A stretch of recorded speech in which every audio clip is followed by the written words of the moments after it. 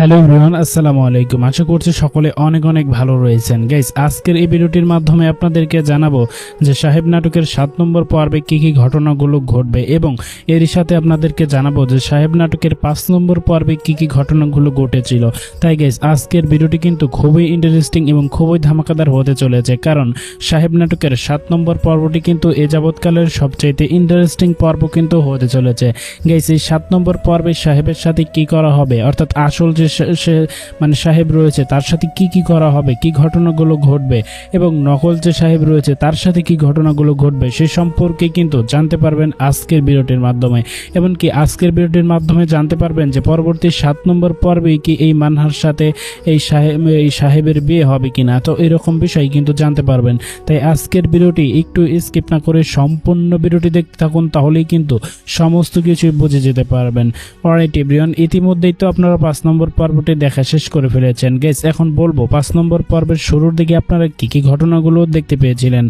Guys, 5 নম্বর পর্বের শুরুর দিকে তো আপনারা অনেক ইন্টারেস্টিং ঘটনা দেখতে পেয়েছেন, কারণ মানহার বড় বোন এবং বড় বোনের যে জামাই অর্থাৎ মানহার দুলাভাই, তারা কিন্তু দুজনেই আমেরিকা থেকে তাদেরকে না জানিয়ে তাদেরকে সারপ্রাইজ দেওয়ার জন্য চলে আসে।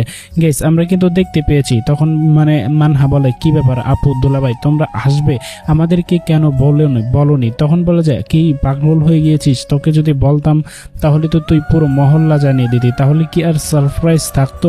তখনই কিন্তু গাইস আপনারা দেখতে পেয়েছেন তারা হাসি খুশিতে অনেকে একে অপরের সাথে কিন্তু মানে কৌশল বিনিময় করছিল। গাইস, আপনারা ইতিমধ্যে দেখতে পেয়েছিলেন মানহার বড় আপু কিন্তু তার মায়ের সঙ্গে অর্থাৎ মানহার আম্মুর সঙ্গে কিন্তু মানে কৌশল বিনিময় করছিল, তাকে কিন্তু অনেক সারপ্রাইজের কথা বলছিল। অবশেষে আপনারা দেখতেই পেয়েছেন মানহার বাবা হাজী করিম চৌধুরী সাহেবের সাথেও কিন্তু কৌশল বিনিময় করে। এমন সময় কিন্তু গাইস আপনারা দেখতে পান যে সেখানে কিন্তু সাহেব হাজির হয়ে যায় এবং সাহেব সেখানে হাজির হলে তখন কিন্তু তার মেয়ে ও তার বোন অর্থাৎ মানহার বড় বোন কিন্তু জিজ্ঞেস করে যে বাবা এ কে? তখনই কিন্তু গাইস আপনারা যে দেখতে পেয়েছেন তখন কিন্তু বলে যে মানহার হবু জামাই এবং সে এখন ড্রাইভার। তো আপনারা দেখতে পেয়েছেন সে কিন্তু গাইস আপনারা দেখতে পেয়েছেন যখন বলে যে ও আসলে কে, তখন মানহা বলে কে আর ও হচ্ছে বাবার ড্রাইভার। তখন বলে যে না, এই শুধু ওর ড্রাইভার নয়, ওকে সম্মান দিয়ে কথা বলো মানহা। তখনই কিন্তু গাইস আপনারা দেখতেই পেয়েছেন তখন কিন্তু বলে যে ও হচ্ছে এই বাড়ির ছোট মেয়ের জামাই হতে যাচ্ছে। গাইস, এমনটাই কিন্তু আপনারা দেখতে পেয়েছেন পর্ব নম্বর 5-এর দিকে। গাইস, পর্ব নম্বর 5-এর দিকে কিন্তু আপনারা দেখতেই পেয়েছেন যখন কিন্তু এই সাহেবকে কিন্তু অপদস্থ করে কথা বলতেছিল, তখনই কিন্তু মানহার বাবা কিন্তু অর্থাৎ হাজী করিম সাহেব কিন্তু সাবধান করে দিয়েছে যে তাকে কোনোভাবেই অপদস্থ করে কথা বলা যাবে না। অলরাইট এভরিওয়ান, ইতিমধ্যেই তো আরও ইন্টারেস্টিং ঘটনাগুলো কিন্তু দেখতেই পেয়েছেন যে মোটু পাতলু কিন্তু তাদেরকে উপরে নিয়ে যায়। যাই হোক গাইস, এখন সবচেয়ে ইন্টারেস্টিং ঘটনা এই পার্টে আপনারা দেখতে পেয়েছেন যে হাজী করিম চৌধুরী সাহেব কিন্তু একটি বড় কোম্পানির সাথে ডিল করবে।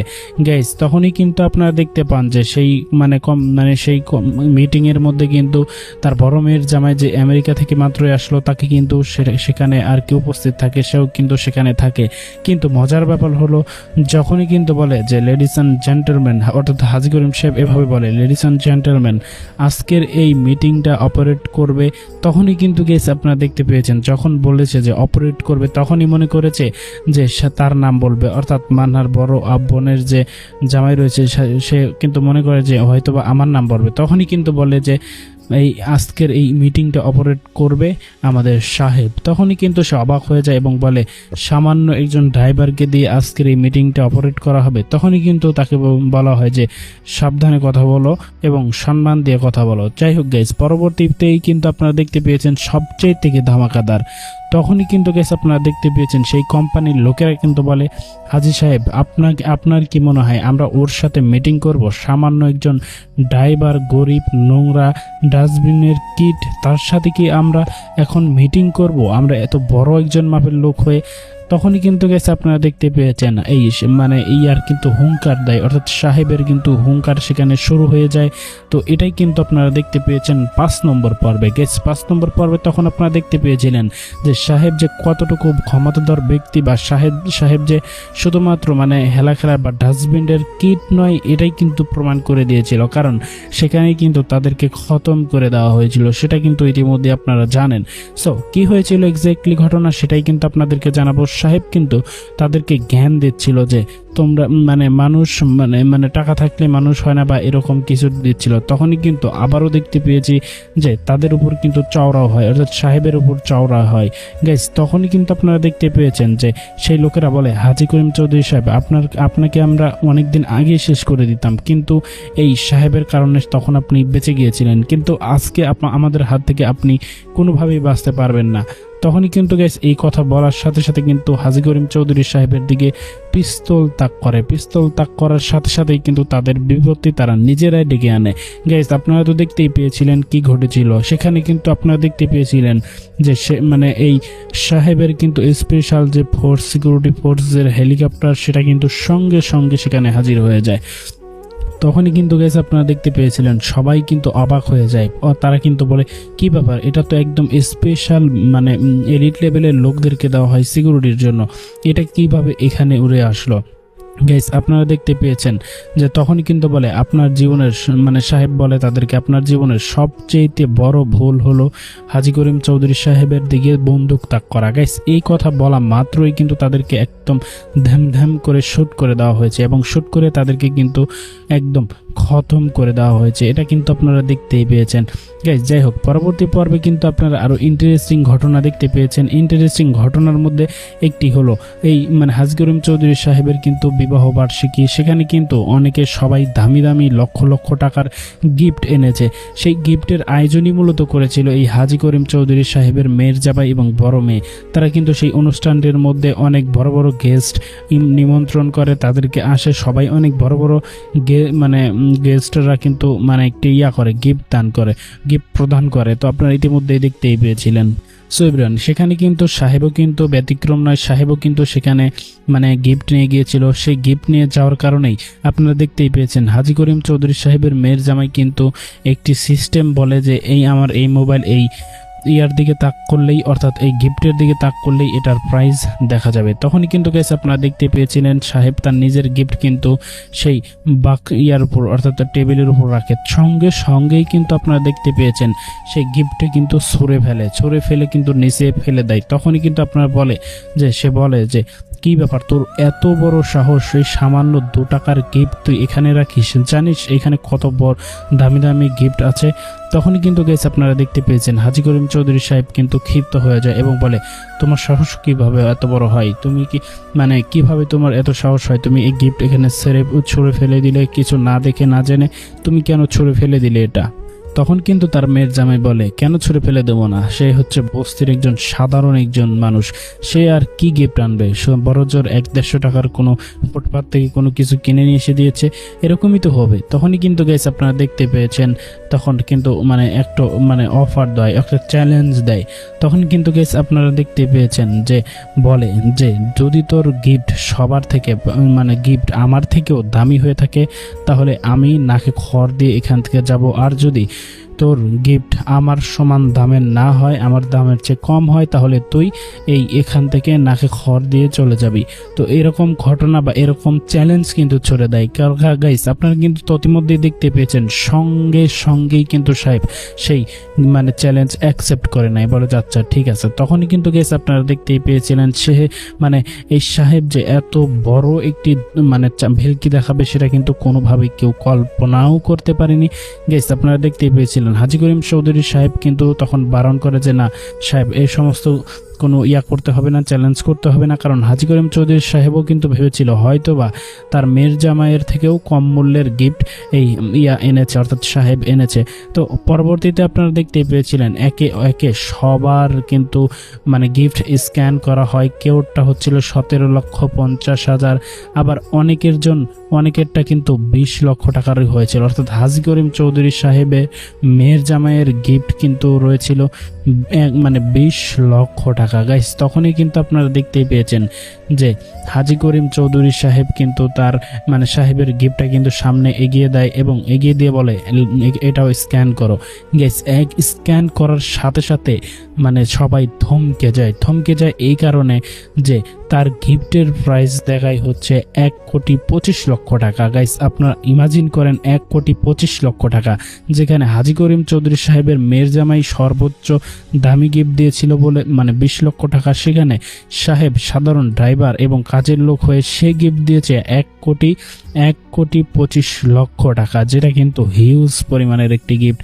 কিভাবে এত টাকা পেল, কোথা থেকে পেল, সে সমস্ত কিছুই কিন্তু আপনারা দেখতে পেয়েছি বলেনি গাইস। আপনারা ইতিমধ্যে দেখতেই পেয়েছিলেন শেহজাদ কিন্তু, অর্থাৎ বলে সাহেব কিন্তু সেখানে বলে যে আপনারা আমি চাই না এই পার্টিটা কেউ মন খারাপ করুক বা করুক, আপনাদের শুভ দিন আজকে, আপনারা সমস্ত সবাই এনজয় করেন, আপনারা থাকেন, আমি আসতেছি।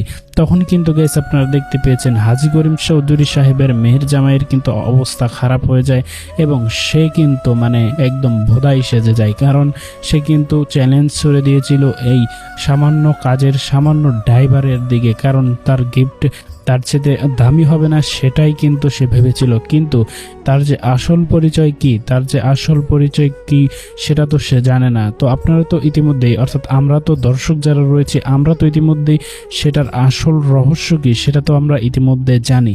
তো গাইস ইতিমধ্যেই তো আপনারা দেখতে পেলেন, তখনই কিন্তু অর্থাৎ এই সাহেব কিন্তু সেখান থেকে চলে যায়, কারণ নাকে খড় দিতে হবে এরকমটাই কিন্তু সে ভেবেছিল। তখন কিন্তু তাদের অনুষ্ঠান যেন নষ্ট না হয়ে যায়, সেজন্যই কিন্তু সে সেখানে থেকে কোনো বারণ করে দিয়েছে, মানা করে দিয়েছে। গাইস অন্যদিকে কি ঘটেছিল সেটা তো আপনারা ইতিমধ্যে জানেন। গাইস ইতিমধ্যেই তো আপনারা জানেন যে এই মানহার মা এবং মানহার মা কিন্তু অবাক হয়ে গিয়েছিল এবং মানহার বাবাকে জিজ্ঞেস করছিল যে তুমি এখনো এই ছেলেকে একজন সাধারণ ছেলে হিসাবে তুমি মেনে নেবে এবং মানহার সাথে বিয়ে দিবে, যে ছেলেটা ড্রাইভারের কাজ করে, আমাদের বাড়িতে কাজের লোকের কাজ করে, সে তোমাকে গিফট দিল 1,25 লক্ষ টাকার, তাহলে সে কিভাবে সাধারণ একজন ছেলে হয়? গাইস এরকমটাই কিন্তু আপনারা দেখতে পেয়েছিলেন মানহার মা কিন্তু মানহার বাবাকে বলছিল। গাইস তখনই কিন্তু আপনারা দেখতে পেয়েছেন মানহার বাবা কিন্তু বলে যে হ্যাঁ আমি জানি সাহেব অসাধারণ একজন ছেলে, সাহেব সাধারণ কোনো ছেলে নয়। গাইস আপনারা দেখতেই পেয়েছেন যে হাজী চৌধুরী সাহেব কিভাবে কথা বলেছে বা কি বলেছে, সেটা তো ইতিমধ্যে আপনারা জানেন। কেন মানহার সাথে তার বিবাহ ঠিক করেছে?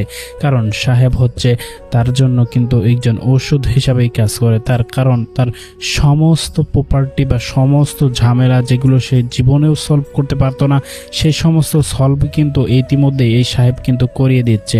গাইস ইতিমধ্যেই তো আপনারা দেখতেই পেয়েছেন যে পরবর্তী সিনে দেখতে পান যে সেই বিদেশি যে বোনের জামাই তার কাছ থেকে কিন্তু এই মোটু এবং পাতলু গিফট নিতে চায় এবং তাকে কিন্তু এখানে মজার বিষয় হলো 1000 টাকার নোট গুনতে থাকে। তখন বলে এটা দিয়ে আমি পাঞ্জাবি কিনবো, শার্ট কিনবো, গেঞ্জি কিনবো। তখন কিন্তু শেষ পর্যন্ত গিয়ে 100 টাকা দেয়। তখনই কিন্তু গেছে আপনারা দেখতে পেয়েছেন সে 100 টাকাও কিন্তু নেয়নি। যাই হোক এটা কিন্তু ফানি একটি মোমেন্ট ছিল। সবচাইতে গুরুত্বপূর্ণ যে একটা বিষয় হলো সেটা হচ্ছে আপনারা দেখতেই পেয়েছেন এই মোটু পাতলু কিন্তু তার বোনের জামাই সেই বিদেশি বোনের জামাইকে কিন্তু বারণ করে মোটেও যেন সাহেবের সাথে লাগতে না যায়, কারণ সাহেবের সাথে লাগতে গেলে তারা কিন্তু খতম হয়ে যাবে। এরকমটাই কিন্তু গেস দেখতে পেয়েছেন। বলেছে দুলাভাই যদি তার সাথে লাগতে যান তাহলে কিন্তু শেষ হয়ে যাবেন, কারণ সে হচ্ছে জিন। কিভাবে জেনের বিষয়টি তারা তো আপনারা ইতিমধ্যে জানেন। যাই হোক অলরাইট এভরিওয়ান, ইতিমধ্যে কিন্তু আপনারা আরও ইন্টারেস্টিং ঘটনা দেখতে পেয়েছেন যে একটি মেয়ের বাবা কিন্তু আত্মহত্যা করতে একটি গাড়ির নিচে গিয়ে পড়ে এবং শেষ পর্যন্ত কিন্তু কি ঘটেছিল সেটা তো আপনারা ইতিমধ্যে জানেন এবং সেই ঘটনাটি কিন্তু নিজ চোখে এই সাহেব দেখেছিল। তারপর সেই মেয়েটি কিন্তু কান্নাকাটি করে। সেই মেয়েটি কান্নাকাটি করলে সেই মেয়েটির কিন্তু সমস্ত ঘটনা খুলে বলতে বলে যে তার বাবার সাথে কি হয়েছে, কি সমাচার, কি ঘটনা অ্যাকচুয়ালি। তখনই কিন্তু গেছে আপনারা দেখতে পেয়েছেন সেই মেয়েটি বলে যে আমার বাবা আমার অফিসে এসেছিল আমাকে ভাত দেওয়ার জন্য, আমার বাবা গরিব হতে পারে। গাইস আপনারা দেখতে পেয়েছিলেন সেই অফিসের মালিক যে অর্থাৎ ম্যানেজার সিইও রয়েছে তার সাথে কিন্তু ধাক্কা খেয়ে যায়। তার সাথে ধাক্কা খেলে কিন্তু সে কিন্তু বলে এই গরিবের বাচ্চা, গরিব ফকিন্নির বাচ্চা, তোরা এই অফিসে কিভাবে আসিস, সমস্ত অশ্লীল ভাষায় বকাবাজিত করতে থাকে। এক পর্যায়ে কিন্তু তাকে মারধর করে কিন্তু সেখান থেকে বের করে দেওয়া হয়। গাইস আপনারা এক পর্যায়ে দেখতে পান তার মেয়েও কিন্তু সে সামনে আসে এবং আসার পরে বলে ও এটা তোমার বাবা, সামান্য ম্যানার জানে না, অশিক্ষিত কথাকার, আর আপনি আপনার মেয়েকে দিয়েছেন এই জায়গায় দেহ তার মেয়ের চেহারা রূপ সৌন্দর্য দেখে পরপুরুষের সামনে এসে যে টাকা ইনকাম করে সেই টাকা দেখান, শরম লাগে না, লজ্জা লাগে না, গরিব কথাকার, এই সমস্ত কথা বলেই কিন্তু অলরাইট এভরিওয়ান। পরবর্তীতে সাহেবের যে কি অ্যাকশন ছিল সেটা তো আপনারা ইতিমধ্যেই দেখতেই পেয়েছেন। সেই মেয়েটির কাছে সমস্ত তথ্য সমস্ত ঘটনা যখন শোনে তখনই কিন্তু সেই অফিসে যায় এবং অফিসের ডেস্কের উপরে কিন্তু বসে, অর্থাৎ টেবিলের উপরে বসে। ওই উপরে বসে কিন্তু সবাইকে বকাবাজ্জিত করতে থাকে অশ্লীল ভাষায়, এবং সেই ম্যানেজারকে অর্থাৎ সেই সিইওকেও কিন্তু ডাকতে বলে। তখনই কিন্তু সমস্ত সিইও এবং বড় বড় অফিসার যারা রয়েছে সবাই কিন্তু ছুটে আসে যে কি হয়েছে কি হয়েছে। গেস তখনই কিন্তু আপনারা দেখতে পেয়েছেন যে সাহেবকে বলে, সাহেব তাদেরকে বলে, এই কুত্তার বাচ্চারা, তোদের কত বড় সাহস, তোরা এই মেয়েটির বাবাকে অপমান অপদস্থ করেছিস। গেস আপনারা কিন্তু দেখতেই পেয়েছেন তার কপালে কিন্তু পিস্তল পর্যন্ত ধরিয়েছিল, আপনারা শেষ পর্যন্ত সেটা দেখতেই পেয়েছেন। সাহেব কিন্তু তাদেরকে উচিত জবাব দিয়ে এসেছে, কিন্তু তারা কিন্তু নতুন একটি ছক আঁকছে যে কে আসলে সে তাকে একদম খতম করে দিবে। সেই অফিসের মালিক এবং অন্য অফিসের মালিক কিন্তু দুইজনেই কিন্তু আপনারা দেখতে পাচ্ছেন করছে, আপনারা দেখতে পাচ্ছেন পরিকল্পনা করছে। কিন্তু যখনই জানতে পারবে তার আসল পরিচয়, অর্থাৎ সাহেবের আসল পরিচয়, তখন কি হবে? তখন কি তারা ভয়ে মুতে দিবে? গাইস এরকম একটি ঘটনাই কিন্তু আপনারা দেখতে পারবেন। তো যাই হোক, সেখানে কিন্তু সাহেব তাদেরকে কপালে পিস্তল ঠেকিয়ে কিন্তু বলে আসে যে সমস্ত খরচ, সেই মেয়েটির বাবা এখন হসপিটালে আছে, তার সমস্ত খরচ তুই বহন করবি এবং তোর কোম্পানি বহন করবে। তখন তারা কিন্তু বলে ঠিক আছে স্যার, অবশ্যই আমরাই এইটার বহন করব, অর্থাৎ খরচ বহন করব। সে সম্পর্কে কিন্তু গেছে আপনারা ইতিমধ্যেই দেখতেই পেয়েছেন। অলরাইট এভরিওয়ান, ইতিমধ্যেই তো আপনারা আরও ইন্টারেস্টিং ঘটনা দেখতেই পেয়েছেন যে মানহা কিন্তু ইতিমধ্যেই এই হয়েছে, অর্থাৎ গোলাম সাহেবের প্রতি কিন্তু অনেকটা ইমপ্রেস হয়ে গিয়েছে, কারণ সে 125 কোটি টাকা দিয়ে তার বাবাকে গিফট করেছে, এবং বড় বড় লোকেরা যারা তার কাছে যা কিন্তু তাদের কাছে অসম্ভব ছিল, সে কিন্তু নিমিষেই কয়েক মিনিটেই সেটাকে সম্ভব করে সেটার রূপান্তর করে দিচ্ছে। গাইস ইতিমধ্যেই তো আপনারা দেখতেই পেয়েছেন সাহেব কিন্তু মানহার জন্য একটি ফুল আনে। ফুল হাতে দেখে মানহা বলে, তোমার পিছনে কি? তখন বলে ফুল। বলে, ও ফুল কার জন্য এনেছো? তখন বলে, ম্যাডাম আপনার জন্য। তখন বলে, কেন আমার জন্য ফুল কেন? তখন কিন্তু সাহেব বলে, ম্যাডাম আমি জানি না। তখন কিন্তু গেস আপনারা দেখতে পেয়েছেন মানহা কিন্তু হাসি খুশি মনে তার কাছ থেকে ফুলটি গ্রহণ করেছে, এবং মানহা কিন্তু এখন পুরোপুরিভাবেই এই সাহেবের কাছ থেকে কিন্তু ক্ষমা চেয়েছে পূর্বের সকল ঘটনার জন্য। তার সাথে যে আগে খারাপ ব্যবহার করতো, সে সমস্ত খারাপ ব্যবহারের জন্য কিন্তু তার কাছ থেকে ক্ষমা চেয়েছে। তখন কিন্তু সাহেব বলে, ম্যাডাম এটা কোনো ব্যাপার না, সমস্যা নেই, আপনি এটা ভুলের জন্য কেউ ক্ষমা চায় না। তো গাইস ইতিমধ্যেই তো আপনারা দেখতেই পেলেন মানহাও কিন্তু হাসি খুশি মনে এখন থেকে এই সাহেবকে কিন্তু মেনে নিয়েছে। সো এটা কিন্তু আপনারা সকলে দেখতেই পেয়েছেন।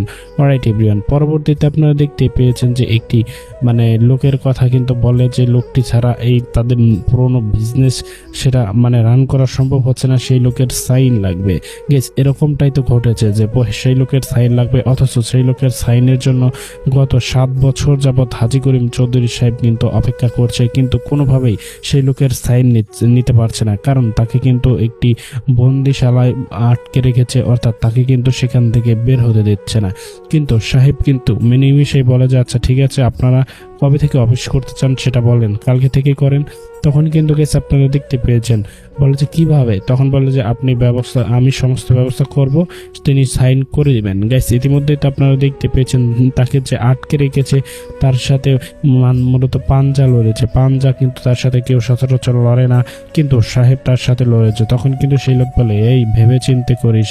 তখনই বলে যে হ্যাঁ আমি ভেবে চিন্তেই করেছি, তুই ভেবে চিন্তে আমার সাথে কর। তখন বলে যে আমার সাথে যারা যারা পাঞ্জা লড়ে তাদের কিন্তু হাত ভেঙে যায়, তোর যেন আবার হাত না ভেঙে। আবার আমরা কিন্তু দেখতে পেয়েছি যে সবার হাত ভাঙলেও আমার হাত ভাঙবে না, তুই তোর হাত প্রোটেক্ট কর। গাইস এমনটাই কিন্তু আপনারা দেখতে পেয়েছেন। শেষ পর্যন্ত সেই লোককে কিন্তু করে যে তারা সেই লোককে হারিয়ে দেয়, কিন্তু সেই লোকটা কিন্তু তার প্রতিশ্রুতির কিন্তু বলে না। আপনারা দেখতেই পেয়েছেন গেস ইতিমধ্যে সেই লোকটি কিন্তু কথা ছিল যে সে যদি হারে সাহেব যা বলবে সে তাই করবে, কিন্তু শেষ পর্যন্ত সে হারার পরেও কিন্তু সে সেই লোককে মুক্তি দিতে রাজি হয়নি। শেষ পর্যন্ত তার কপালেও কিন্তু পিস্তল ঠেকায় এবং বলে যে তুই যা পারিস কর, আমি তাকে এখান থেকে নিয়ে যাব। গাইস শেষ পর্যন্ত তো দেখতেই পেয়েছেন হাজী করিম চৌধুরী সাহেব কিন্তু শেষ পর্যন্ত তার সেই পুরনো অফিসটা কিন্তু খুলেছে, এবং সেখানে কিন্তু তারা এখন নিয়মিত অফিসে বসছে। গাইস ইতিমধ্যেই তো আপনারা এটাই দেখতে পেয়েছেন। গাইস ইন্টারেস্টিং পর্ব হচ্ছে পরবর্তীতে আপনারা দেখতেই পেয়েছেন যে আসল যে সাহেব তাকে কিন্তু একটি যারা আটকে রেখেছে তাকে কিন্তু সেই বন্দি মানে গোদামে আটকে রেখেছে, সেখান থেকেই মূলত তাকে মুক্তি দেওয়া হবে কিনা সেটাই এখন সবচেয়ে বড় প্রশ্ন। গাইস, আপনারা কি চান সেই আসল সাহেবকে মুক্তি দেওয়া হোক? আপনি অবশ্যই কিন্তু কমেন্ট করে জানিয়ে দিতে ভুলবেন না। সো এভরিওয়ান, এই ছিল মূলত আমাদের আজকের ভিডিও। আশা করছি আজকের ভিডিওটির মাধ্যমে আপনি সমস্ত কিছু জেনেই গেলেন। তাই রিকোয়েস্ট করব, ভিডিওটি ভালো লাগলে অবশ্যই কমেন্ট করে জানিয়ে দিতে ভুলবেন না, এবং পরবর্তী পর্বে আপনাদের সাথে দেখা হচ্ছে খুব শীঘ্রই নতুন কোনো রিভিউ ভিডিও নিয়ে। ততক্ষণ সবাই ভালো থাকবেন, সুস্থ থাকবেন। আসসালামু আলাইকুম।